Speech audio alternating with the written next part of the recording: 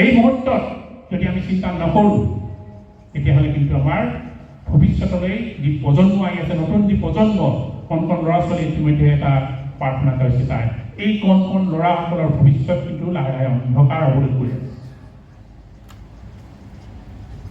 মই চাউল চুকাফাৰ কথা এটা কওঁ যে এই যে আচলতে আমি যি দাবী জনাই আহিছোঁ, 3টা দশক পাৰ হৈ গ'ল, চৰকাৰ আহিছে, চৰকাৰ গৈছে, কোনো এখন চৰকাৰে গুৰুত্বপূৰ্ণভাৱে এই ক্ষেত্ৰত কিন্তু তেওঁলোকে আমাৰ দাবীৰ প্ৰতি সহায় কৰিব নোৱাৰে। গতিকে মই এটা কথা মোৰ অনুভৱ যে পলিচিটো আমি চেঞ্জ কৰিব লাগিব। জনজাতিকৰণৰ দাবীৰ যি পলিচি, এই পলিচি কিন্তু আমি সলনি কৰিব লাগিব। মই চাউল চুকাফাৰ কথাটো এইকাৰণে মনত পেলাইছোঁ যে মুম্বাইৰ পৰা যেতিয়া তেওঁ যাত্ৰা কৰিছিল অসমলৈ, তেতিয়া তেওঁ সপোনৰ এখন দেশ, সপোনৰ দেশ এখন তেওঁ লৈ পিনে আগবাঢ়িছে। আৰু যেতিয়া অসম পালে তেতিয়া তেওঁ অসমত দেখিলে যে খিলঞ্জীয়া এই ভূমিপুত্ৰসকলৰ লগত কেনেকৈ থাকিব লাগিব। তেওঁ সেই সময়ৰ পলিচি আছিল যে মই মৰমেৰে আঁকোৱাব লাগিব, বৈবাহিক সম্বন্ধৰে আঁকোৱাব লাগিব। আৰু সেই যিটো পলিচি ল'লে, সেই পলিচিত তেওঁ সফল। তেওঁ সকলোকে আঁকোৱাই ল'লে আৰু তেওঁকো ইয়াত থকা ভূমিপুত্ৰ খিলঞ্জীয়াসকলে আঁকোৱাই ল'লে। পৰৱৰ্তী পৰ্যায়ত আমি দেখিছোঁ যে নগাসকলে প্ৰায় অসমত আহি আক্ৰমণ কৰে, তেওঁলোকক ডমিনেট কৰিলে, নগাসকলক ডমিনেট কৰিলে, ডমিনেট কৰা পলিচি ল'লে।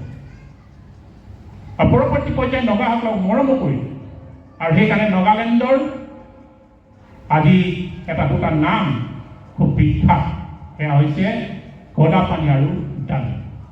প্ৰতিজন আহোম ব্যক্তি যেতিয়া নগালেণ্ডত আমি যাওঁ, আমাক খুব মৰম কৰে নগাসকল, কাৰণ আহোম ৰজাই সেই সময়ত নগাসকলক মৰম কৰিছিল। মৰম কৰা এটা পলিচি লৈছিল, প্ৰথমে ডমিনেট কৰাৰ পলিচি। কিন্তু ব্ৰিটিছসকল অহাৰ পাছত আমি কোনো পলিচি নল'লোঁ।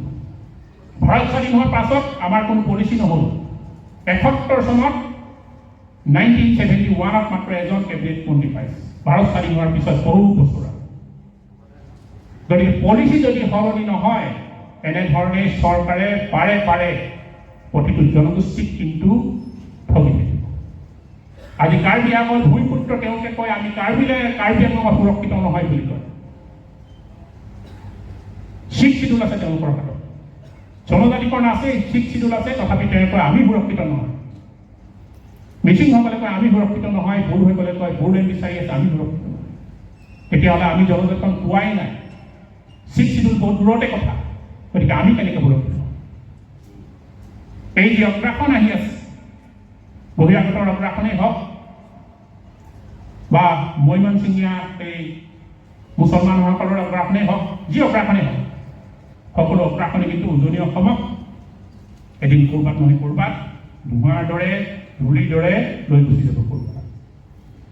গতিকে আজি প্ৰতিষ্ঠা দিৱসত আমি সংকল্প ল'ব লাগিব যে জনজাতিকৰণ যি ব্যৱস্থা, স্বায়ত্তকৰণ যি ব্যৱস্থা, অতি শীঘ্ৰেই যাতে এইটো মীমাংসা হয়। মীমাংসা আমি কৰা হয়, পলিচি সলনি কৰিব লাগিব। এই ধৰণৰ পলিচি ল'লে এই মুহূৰ্তত আপুনি 20,000 মানুহ ৰাস্তাত গোটাওক, চৰকাৰে গুৰুত্ব নিদিয়ে। ৰাজপথত 50,000 মানুহ গোটাওক, চৰকাৰে গুৰুত্ব নিদিয়ে।